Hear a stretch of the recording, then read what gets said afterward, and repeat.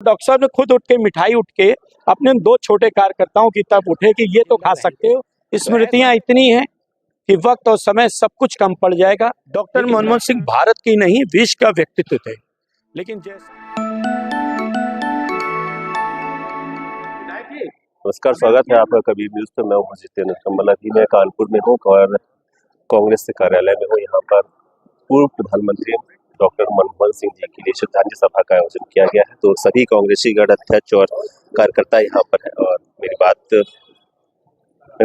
Sir, एक स्वागत है आपका। और कांग्रेस के लिए कुछ तो स्मृतियां यहाँ कानपुर से भी जुड़ी हुई होंगी, आप लोगों के भी मन में ही मनमोहन जी के लिए होगी। आप लोगों ने श्रद्धांजलि सभा का आयोजन किया है।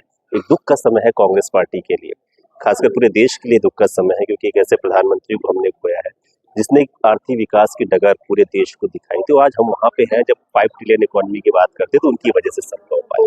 आपके मन में कुछ स्मृतियां हैं या आप उनसे जब कभी मिले हो तो उसको थोड़ा साझा कीजिए, उनके व्यक्तित्व को लेकर। जो आया है उसे इस दुनिया से जाना है, लेकिन डॉक्टर मनमोहन सिंह का एक वो व्यक्तित्व है, शरीर चला गया लेकिन डॉक्टर मनमोहन सिंह हिंदुस्तान के एक एक नागरिकों के जीवन में, हृदय में हमेशा जिंदा है और जिंदा रहेंगे।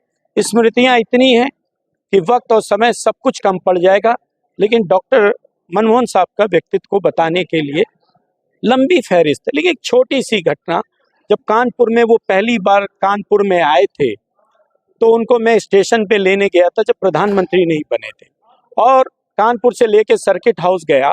एक सर्किट हाउस में बैठा तो लंच पैकेट 5 थे और बैठे हुए 7 लोग थे, तो लंच पैकेट 2 कम पड़ गए। तो खाना डॉक्टर साहब बार बार, हम लोग कहें नहीं डॉक्टर साहब पेट भरा हुआ है, कहें नहीं खाना खा। हम लोग नहीं डॉक्टर साहब पेन मेरे से ले, हम लोग ने मना किया डॉक्टर साहब लोग की कोई जगह नहीं खाने की।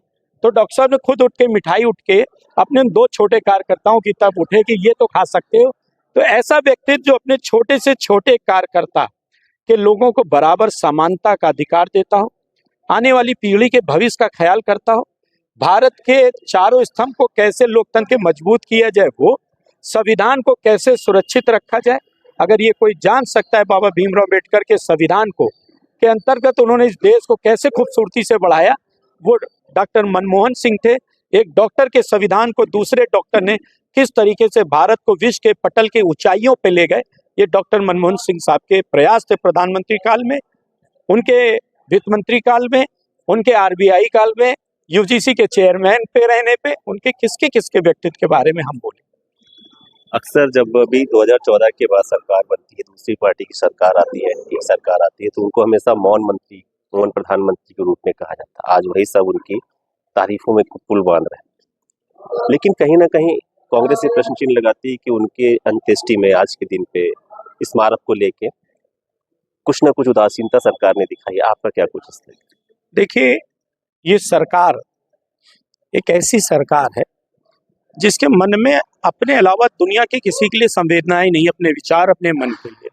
डॉक्टर मनमोहन सिंह भारत की नहीं विश्व का व्यक्तित्व थे, लेकिन जैसा उनका अंत्येष्टि संस्कार होना चाहिए था, सम्मान के साथ एक जगह घाट पे स्मारक उसी को बना दिया जाता हुआ जैसे सारे प्रधानमंत्रियों का, लेकिन उनकी छोटी मानसिकता, उनका छोटा कद, भारत के प्रधानमंत्री का और भारत के लोगों, जो उनका मंत्रिमंडल है और जो सरकार की सोच है, उसका छोटापन ने बयां कर दिया आज डॉक्टर मनमोहन सिंह है। किसी के करने से किसी का सम्मान नहीं, पूरा देश का एक एक नागरिक सोशल मीडिया पे श्रद्धांजलि दे रहा है। इतनी श्रद्धांजलियां और इतना लोगों के मन में, जो डॉक्टर साहब ने कहा था कि समय मूल्यांकन करेगा, तो आज समय उनके मूल्यांकन करके अपने आप बयां कर रहा है। मीडिया से डरने वाले